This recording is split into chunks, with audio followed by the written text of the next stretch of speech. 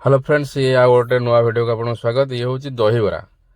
माने जिते जगार मु भुवनेश्वर खाई मत ये सब भल लगे। यहाँ हूँ आपण जदि का आसवे कौ पटू गोपवंश पटू डेल्टा, यहाँ डेल्टा गोड़ रास्ताटा, यहाँ हूँ गोपवंश एपट को देखु।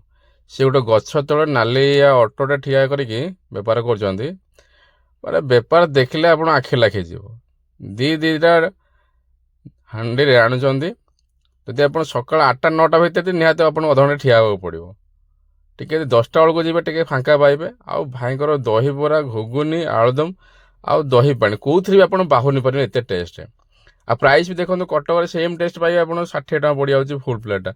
ए भाईकर 40 टका, जोटा मत बहुत भल लगे। मुझे प्रायतः रविवार जाए ये नहीं थोड़ा सी ट्राए करूँ, निश्चय आप भल लगे। देखो जड़े खाली पार्सल देवाई अच्छा दही पानी देखो पूरा हंडार दिहे दही पानी जहाँ पी पारे।